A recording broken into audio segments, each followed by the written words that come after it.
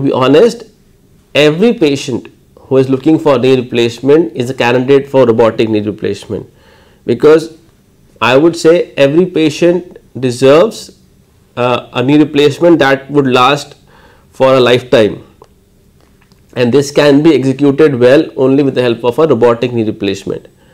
So I would say every patient who is looking for knee replacement will be a candidate for robotic knee replacement.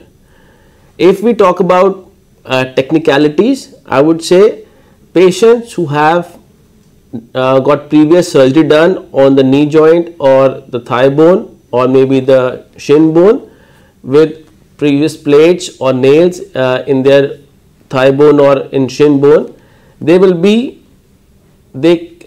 those patients we cannot operate without a robot. In those cases robot is essential. Also, if the deformity is very severe, in gross deformities because of old fractures or because of osteoporosis or because of neglected cases, in those cases robotic surgery will be a boon.